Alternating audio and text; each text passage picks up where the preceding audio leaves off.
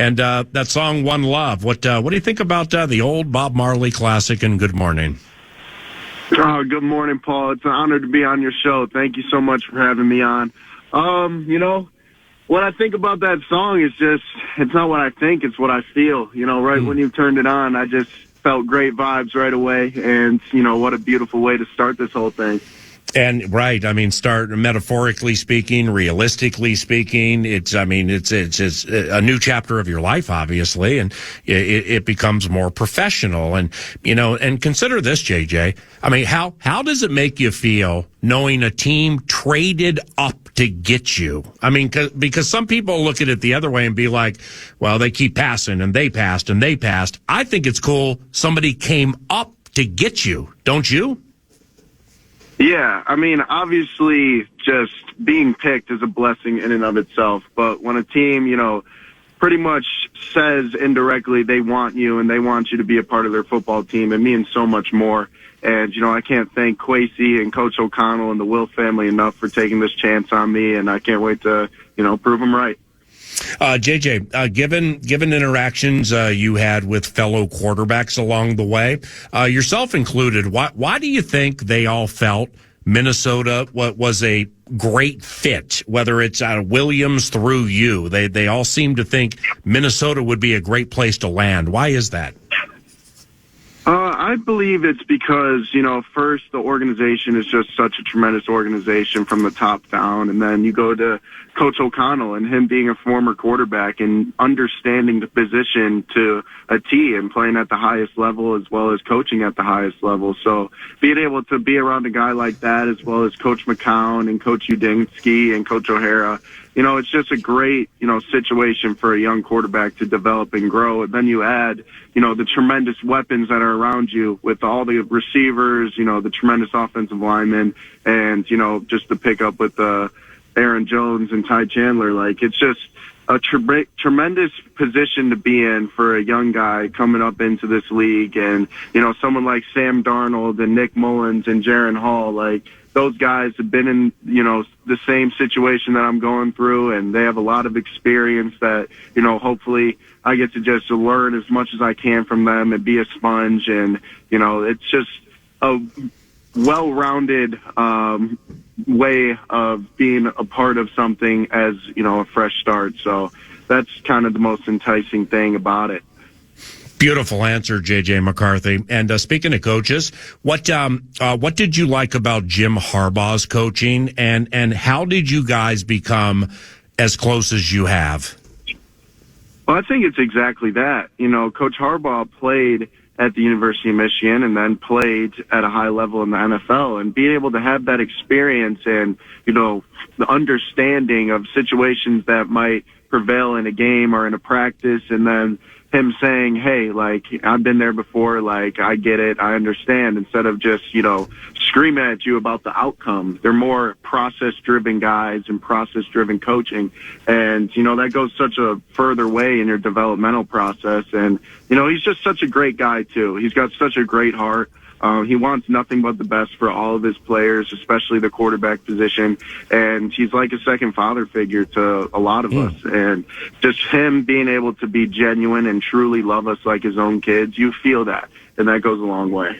When you guys beat Alabama New Year's Day in the Rose Bowl, you were sacked just once, and it was by your now teammate Dallas Turner. So, from what you knew about Dallas from breaking down the All-22 into the game and rewatching the game or getting to know him now, what did the Minnesota Vikings get in Dallas Turner?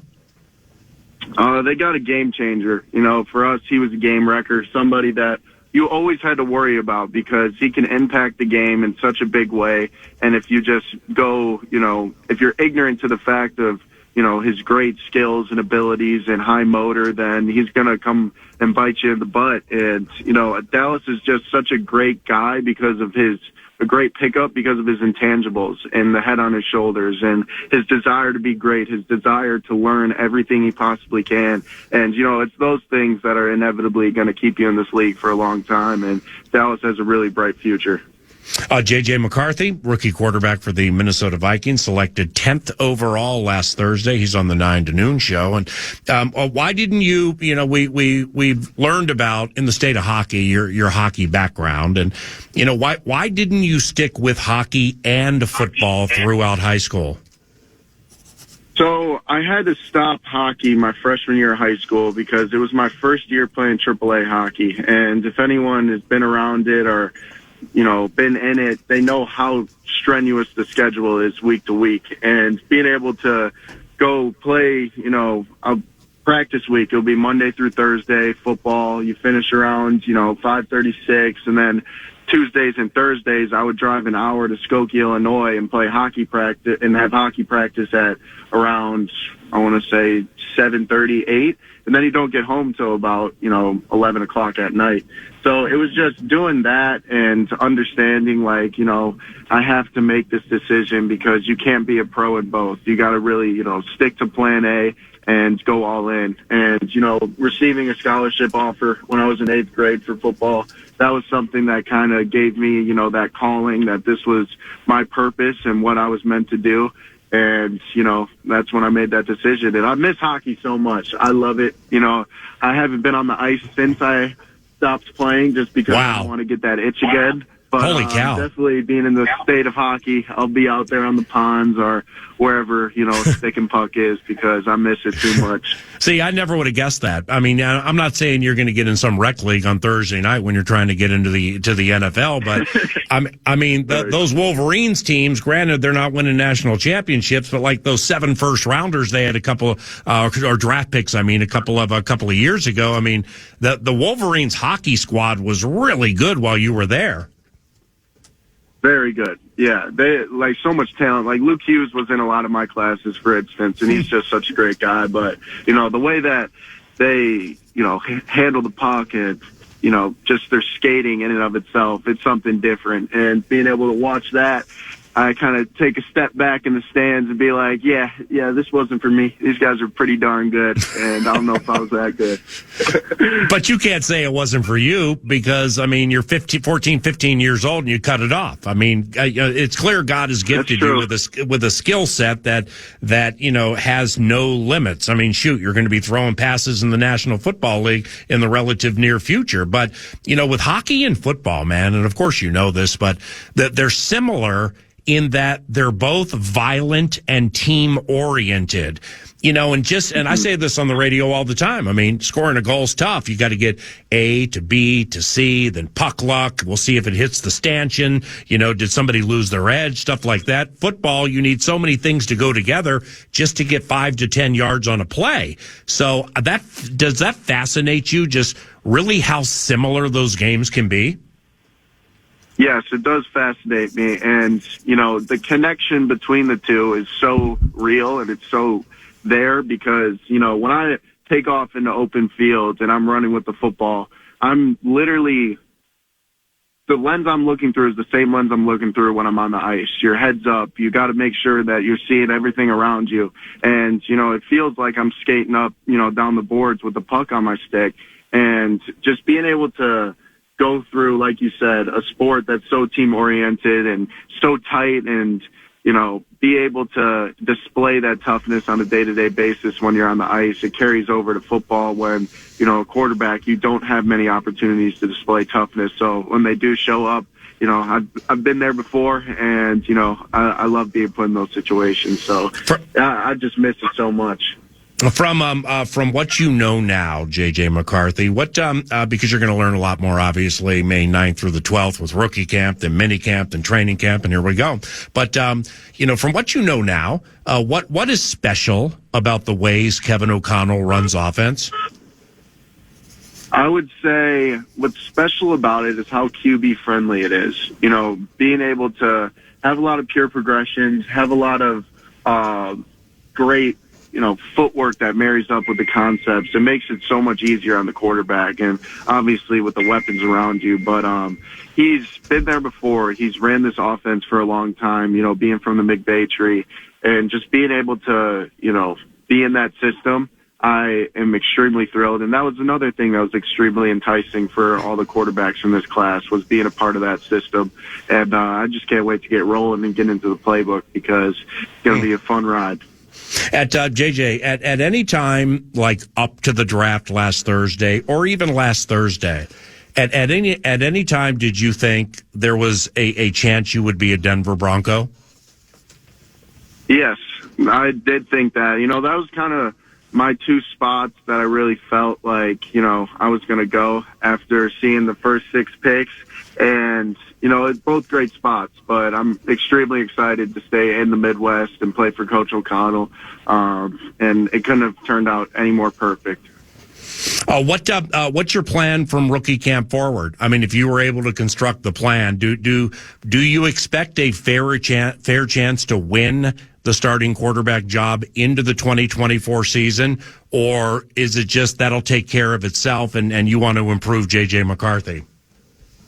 Yeah, that's all I'm going to do. You said it exactly there, Paul. I'm just going to try and be the best version of myself every single day, get to know my teammates, get to know the playbook in and out, and just be around the guys and focus on the now. Like, I want to dominate the now of every day. I want to win the daily battles within each day, because that's going to shape my future. I'm not going to sit here and put expectations on myself and try to be, you know, the starter day one or anything like that. It's going to be, I'm going to be the best teammate I could possibly be. I'm going to learn from Sam, Nick, and Jaron, and just try to be the best version of myself and be better than I was yesterday. And, you know, that's gotten me so far, and I'm going to continue to do that.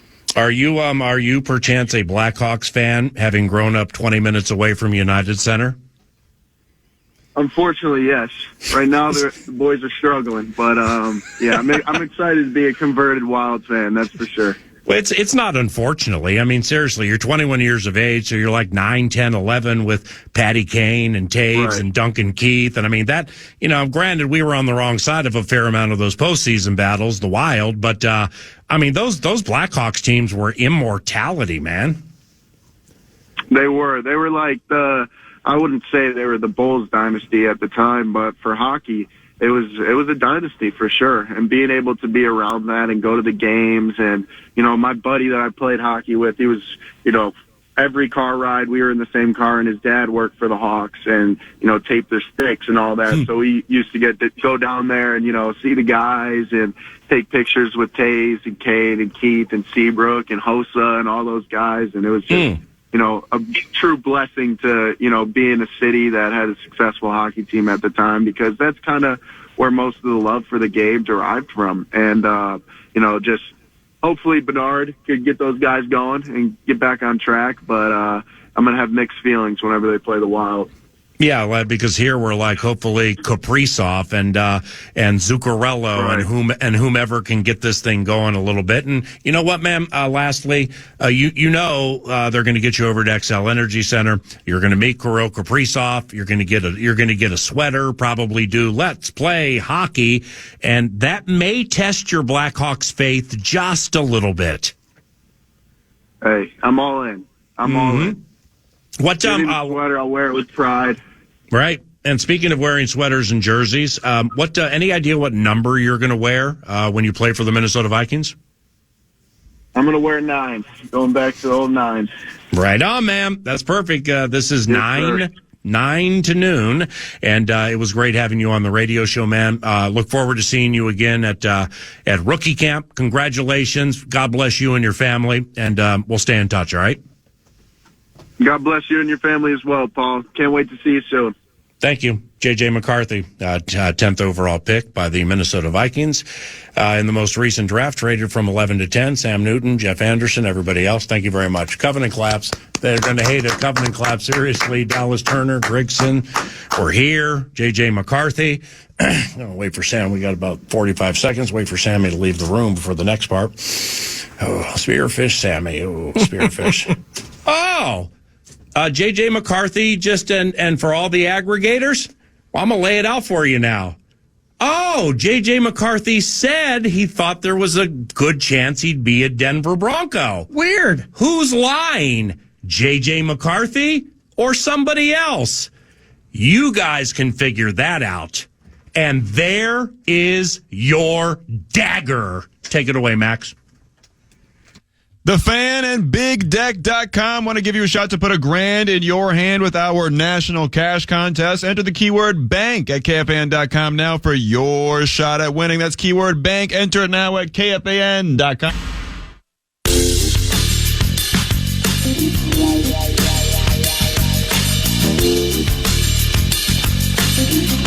All right, Micah Nori, the lead assistant coach for the Minnesota Timberwolves, was nice enough to join 9 to noon from the Valley of the Sun down Phoenix way after the Timberwolves swept the Phoenix Suns 4-0. Very, very impressive performance last evening. Yeah. Just like all of them. Impressive in that Phoenix brought it. I mean, Booker and Kevin Durant's Cinch Hall of Famer. Devin Booker has some Hall of Fame to him. They brought it. I mean, the stars were shining for the Suns, but they got beat. And Micah Nori had to coach the end of the game because Chris Finch toppled. Yep. Finchy toppled. You got Connolly into Finchy. Finchy right next to the fans. Down goes Finchy. Patellar tendon. Could be surgery this week. And, we chatted about that and much more with Micah Nori right out of the gate. About 5, 6, 7 minutes from now, we're going to replay that for you. Dallas Turner, the Alabama Edge, joined 9 to noon, and we really enjoyed chatting with him. And sounds like he's excited to be part of the Covenant. Yeah, whether it was JJ last segment, Dallas Turner, and Turner's interesting for me because I think JJ has been really vocal about it. We've heard his former college coach Harbaugh talking about it, that this was a spot that he had envisioned the possibility of being. He's relishing the opportunity. How polished is that kid, by the way? I'm still kind of taken back by this last segment here. But Dallas Turner is interesting to me, where he said it in the interview with you. He didn't think this was a thing. Yeah. And these guys do a ton of top 30 visits, so he's been to the facility. He knows where the hallways are, and he knows where the field house is and all of that. But he even said it, as soon as the Vikings took JJ McCarthy, that's it. I'm going somewhere else. Yep. And for a kid that in any other draft would be top 10, potentially top 5, that is how people looked at Dallas Turner into this draft. You get historic quarterback, wide receiver, O-line run that pushes him down the board, get into striking distance. Kwesi makes a play, and he's here. I remember he was selected, gets up, gets the hat, the half hug with Goodell, and then that immediate interview after the fact. Yeah, I didn't expect it. Yeah. Didn't see Minnesota happening. And now he's our guy. I don't know if he's chip on the shoulder guy, should have went top 10. I didn't. Now I'm going to make people pay for it. I have no idea. Yeah. But again, it's still all part of this story here, where Kwesi walks out of Thursday night not losing next year's first and not all of that to move up to 4 or 5 just to get a QB. He walked out of there with the potential of a franchise quarterback in JJ McCarthy, and who many believed, even with Leatu Latu being selected before him, that Dallas Turner was indeed the best pass rusher in the draft. Mm-hmm. He comes from the SEC, the best conference in college football year after year. A lot of guys from the SEC play a lot of games in the NFL. We got the SEC Defensive Player of the Year. I freaking love it. And Dallas was fun to listen to. And with McCarthy, I wrote this out for today, but then we jammed up a little bit, so we'll get into it tomorrow. But it's realistic expectations from a Vikings fan standpoint for JJ McCarthy next year. I mean, it's like when we just chatted with him, and you could podcast it later, Love Covenant on Demand. I set it up like, do you feel you'll get a fair chance to compete for the starting job, or is it just JJ, improving JJ? And he went to the latter, because he knows that's the case. I mean, it's in looking through, whether you watch film on him, whether you are impressed with his improvement and trajectory in teams against whom he's played, and he's beaten some really, really not only good teams but good players in the NFL.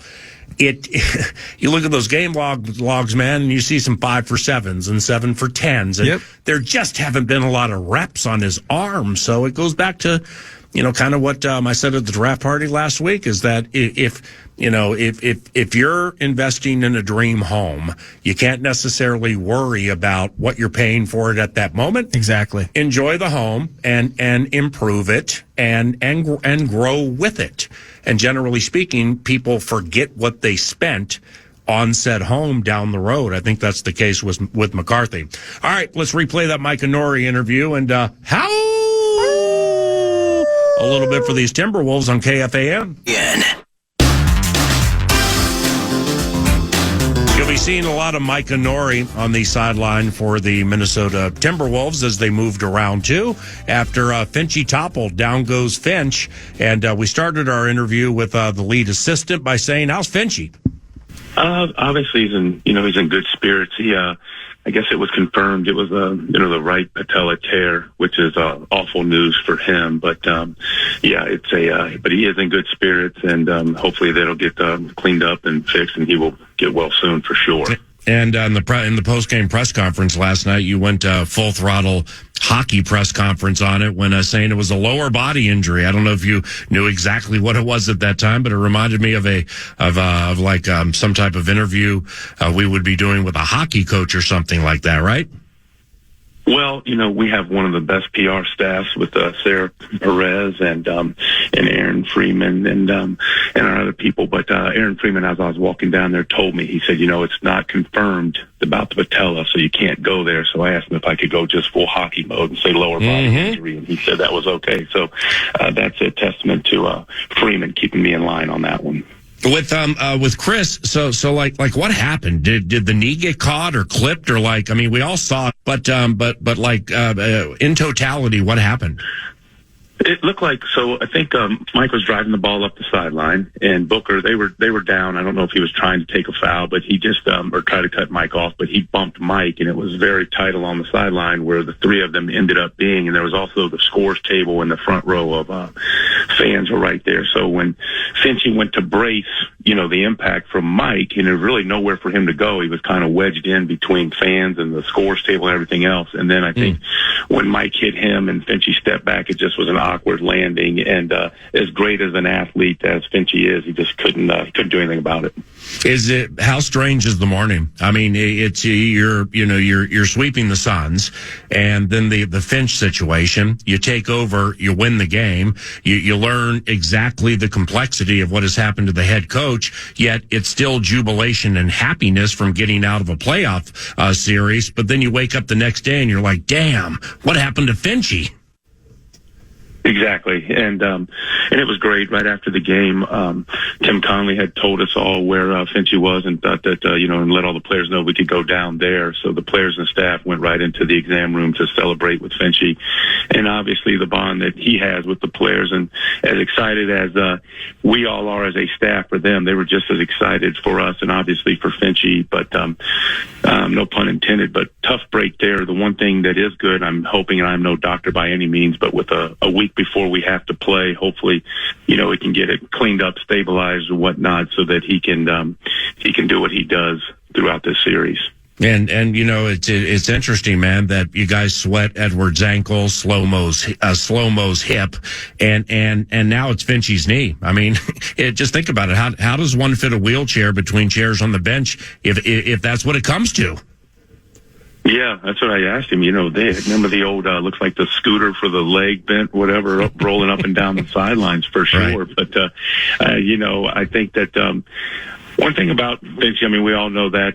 He's about as tough as they come. He will find any way he possibly can to be out there in any, shape or fashion. And thankfully it wasn't his mind, you know what I mean? That right. Got hurt wasn't a head injury. So, obviously legs are fixable. So, but he's still just be just as sharp and be able to do what he needs to do and put us in position to be successful, whoever we play next round, whether it's the Lakers or the Nuggets. And you speak of Chris Finch's mind. Can you imagine what diabolical schemes and sets he may come up with on a morphine drip? Oh, there's no doubt, and they're probably, I guarantee it's probably already happened in this 3-hour flight that we're getting ready to embark on back home. He'll probably have all sorts of ideas. So there's absolutely no doubt that he will be able to come up with even more stuff that'll be fantastic. I know, I know Chris is incredibly proud of the players. But from your standpoint, what are some things that make you super proud of these guys you coach? Well, I think their resiliency, number one. I think when you look throughout the whole year, you're always looking for reasons to believe that you're going to have playoff success, and especially for a team that we hadn't really done it yet. But when you go back, I think we only had 3 2-game losing streaks the whole year and never lost more than 2 in a row. And point being, especially first round with home court advantage, if that holds true, then you're going to win the series, basically. So I just think that, that's number one. Number two, the fact that we did draw Phoenix after they just manhandled us, if you will, the first, in the regular season, 03, and to come out, we had a week to prepare. Corliss Williamson was the assistant coach that was the point person on that, and he and Elston Turner came up with a great defensive scheme. Obviously, Finchie co-signs on that and adds his 2 cents, but and the way that it was implemented, number one, the way the players bought in, and then how they did it each and every night with the attention to detail for the whole series for 4 straight games. And Finchie always talks about it. Don't get bored with the basics, or don't get bored with doing something well. And that's exactly what happened. They held true to the game plan, even in that first half when we could not make a shot, and Booker and Durant seemed to not be able to miss a shot. But you look up and you're only down 5. And you say, hey, we're 4 for 18 here, and if we can just continue to do what we've been doing, attention to that detail, we will wear them down and eventually walk them down, and that's exactly what happened. So, to me, the resiliency of this group is what I appreciate. Micah, it's just a series, and you have 2 more to get to the NBA Finals. But through what we've all seen now in the first rounds of all these teams, you guys absolutely are the best defensive team in the NBA. And during the course of the season, via metrics or the eye test, for a fair amount, you guys were the best defensive team in the NBA, and it really went to bearing its fruit this series in the sweep of the Suns. But how about that effort last night late? When they started with Durant posting up Conley, then here comes the double, and eventually they turn it over to Jaden McDaniels. I mean, in watching that back multiple times, that's as good as one can play with on-ball defense and instincts, right?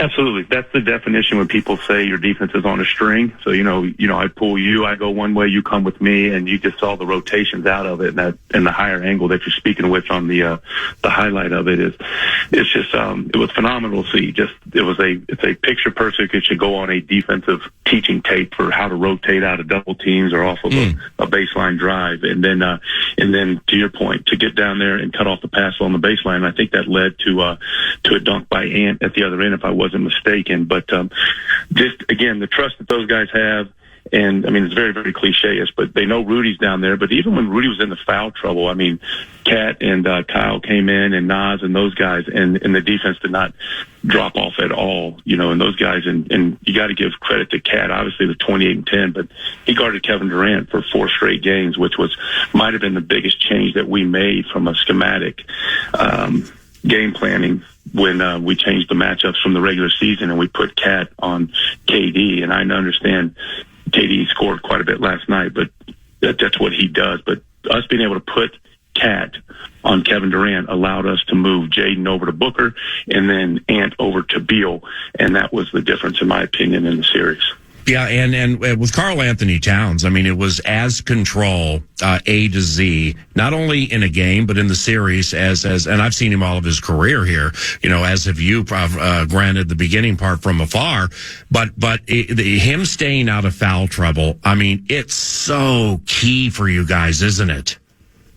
Oh, it's absolutely. And I even think that even in game 3 here, he got into his foul trouble. But thankfully, the start that he had at the beginning of the game, I think he scored maybe 8 of our first 17. And then that start of the third quarter, we hit the big 3 and had a couple other big buckets early before he got into the foul trouble. So when Karl Anthony Towns is on the floor, he is a major, major matchup problem for teams because you have to pick your poison. Are you going to double him in the post? Are you not going to let him score? Because they're usually guarding him with a smaller guy because he's at the 4 now. And bigger guys, he can go out on the perimeter. As you saw, they tried to guard him with Nurkic a little bit last night, so he's picking and popping. If they put a smaller guy on him, then he goes down in the post. So, he's so versatile. He's so offensively gifted that when he is on the floor, you put him with Mike and just the other pieces that go so well together, and Ant and Rudy and Jaden, and we are very, very difficult to match up against. And but Karl Anthony Towns, obviously an understated, out of foul trouble and on the floor for the Timberwolves is a great thing.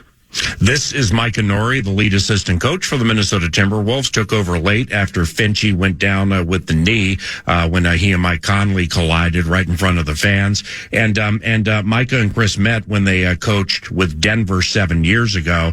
And you know, tonight, you know, you got Denver trying to close out the LA Lakers. You know, and I'm not asking you to like pick sides or pick favorites here, but I'd imagine you're pulling for LeBron and crew to win tonight to keep that series going, right? So more lab time for you and that staff.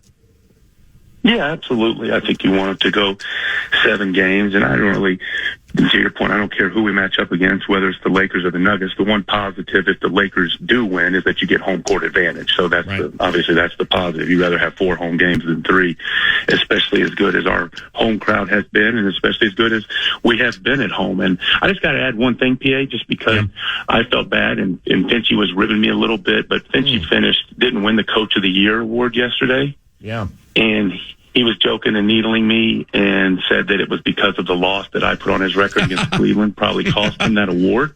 Right. But, and then I felt bad. I mean, you know, I was on the verge of tears, obviously. Oh, come on, man. Then he goes, and jokingly, and then he goes, and I told him, you don't have to go to this extreme to get hurt the last 2 minutes to make me feel good about myself to close out a 2-minute 6-point lead. I said, geez, what a guy, though, you know, what a guy. Yeah, I know, but I mean, now the ledger is clean because you had to come in out of the bullpen last night and close on a playoff victory. So I would think so. If not, he should slide some more chips my way. I mean, this is a playoff victory that we closed out for him. Yeah, understandable. Micah, Edwards went full superstar on them late. I mean, you know, he's averaging 28-30 a game in the series, but from the Jordan-esque dunk to the Booker block and the defense all series on Beal, I mean, holy cow with this kid. What did you think? Exactly what you said, just echoing that. But I just, you know, you look at it today, when it's all said and done in this series, and he was at 31 points at 50% from the field and over 40% from 3. I mean, just the efficiency of which he did it. There's a lot of guys that, you know, and there's an old saying that everybody's tough shot's not the same. Point being is that sometimes the moments get too big for guys and, you know, the rim gets a little smaller. They get a little bit tighter. But Anthony Edwards is one of those guys that he rises up, and any time that there is a big moment, he's right there. And even at that, going into halftime, when we were down 5 and he had not, so I think he only had 11 points and wasn't shooting it that well, you felt really good because always, and we've seen it all 82 games throughout the regular season and these 4 so far in the playoffs, he's going to give you a run by himself in a spurt. And he obviously didn't let us down again with, I think it was 31 in the second half. But it's just amazing to me, and there's few and far between. And, you know, you got to love it when you have them. But guys that can step up in big moments when the lights are brightest, whatever, all those things. But when it's amazing to me how he doesn't change. He's that even keel, and he just takes over the moment. And Micah, you would know this better than me and all of us when it comes to leadership, specifically in the NBA. But I mean, you can dunk on Beal and or Durant like Michael Jordan. You can block Devin Booker's shot. You can hit threes and average 31 a game. But leadership's deeper than that, isn't it? It just seems from afar, and you know, not being behind the scenes with you guys. Thus, I'm asking the question. You know, whether it's talking to Naz Reid during the course of the game, empowering Karl Anthony Towns before and or after game, and doing so publicly. I mean, he's really maturing as a vocal leader and absolutely a galvanizing force. Is that right? Yeah, 100%. I mean, not only with how he plays, but, and you said it, his actions, his relationships, and how he interacts with his teammates. And point being is that he's there early. He does his work. So number one, they know he's just not talking about it. He's actually doing it. So that helps them follow him as well. And when you have a guy that going into any moment in any game, and I mean, I think he said it the other day, my mission is to kill anything in front of me. I mean, the fact of the matter is, you know, he's not telling guys what to do and not doing it. He's right at the front of it, and he is leading that charge. And then these guys, because of his personality, number one, obviously because of his skill level, but the way that they trust him and he holds them accountable and vice versa allows them to hold him accountable. That's what you're seeing his leadership skills come through. And just at 22 years old, we forget how young he is, just how much he's grown even in the 3 years that I've been fortunate enough to be around him. And Micah, Grayson Allen, I mean, it's not the biggest reason you guys beat the Phoenix Suns, but holy cow, I mean, him not playing in games or leaving games with that ankle, I mean, it greatly impacts them, doesn't it? Oh, 100%. I mean, for sure. I mean, he led the NBA in three-point shooting, I think, at 46%. And the fact is, when he's on the floor, so instead of maybe Josh Okogie being out there when they went 5 smalls, and Josh is great in his own right as far as what he brings as far as defense and this type of thing. But what he's not is a three-point shooter. And what that allows us to do is it gives us a matchup for Rudy or for even Cat at times where if they go 5 smalls with all those shooters, then it's much more difficult for us to get out onto the perimeter. And now Rudy's in more difficult situations drawn out away from the paint. So just his presence alone and the gravity, we talk about that all the time, you and I, PA, about guys having to stay closer. So that opens up more driving gaps. The fact that if he gets a ball in the corner, it's going up as opposed to someone looking to swing it or not shoot it. So him being out, it obviously messes with their rotations. It obviously helps us because it gives us another matchup at the defensive end. But a huge loss for Phoenix, and you hate to see that for not only for Allen but for their team. And that was Micah Nori, lead assistant for Chris Finch, nice enough to join 9 to noon right out of the gate, early, very early in Phoenix, Arizona. The team is flying back now. There still is 5 minutes left in the interview where Micah chatted extensively about the roles of the likes of Pablo Prigioni, the offensive coordinator, Elston Turner, the defensive coordinator.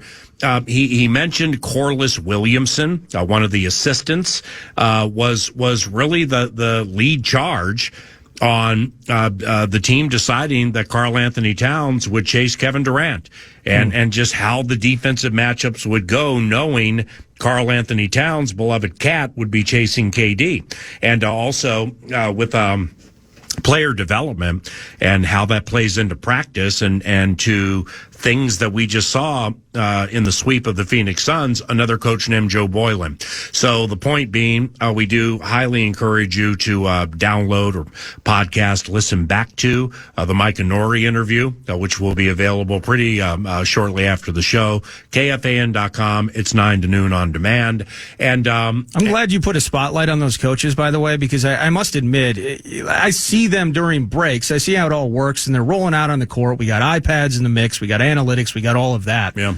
But in the end, it's kind of like the head coach is always seen as the patriarch, right? And you know, Vogel's getting a ton of bleep down in Phoenix for how things ended for their season. Finch during his tenure, it's all about it's Finch, and Finch. Get to know Micah a little bit over the last year via the State Fair and such, and now certainly becoming a more regular voice on our show. Love Micah and getting to know those guys and just what those inner workings look like, because I'm not close to it, and I thought that was really cool. Oh, thank you. And he was quite detailed. And that was the point is, you know, Chris Finch finished third in the Coach of the Year voting over the weekend. All right. So, you know, I mean, to finish in the top 3 is quite the accomplishment. I thought he had a better chance to win it than obviously some others did. But, you know, when that man goes down and an assistant with whom Wolves fans are familiar, but casual fans watching now aren't super familiar. Yeah. It just, I think the breadth and the approach taken by the staff in totality is a major reason not only they advanced, they kicked the crap out of the Phoenix Suns. And that's the most impressive thing that has transpired involving any team in the postseason to this point. C's look good right now, but they lost at home to Miami. That'd be a separator. Back with you tomorrow, 9 to noon, when we rise and shine at 9. Thank you, Max Fuller. Thank you, Eric Nordquist. Thank you, the listener, most importantly. And I'm Paul Allen. A pleasure serving you today, 9 to noon on KFAN. Podcast today's Paul Allen Show, or listen back to previous show and interviews by going to the iHeartRadio app or KFAN.com.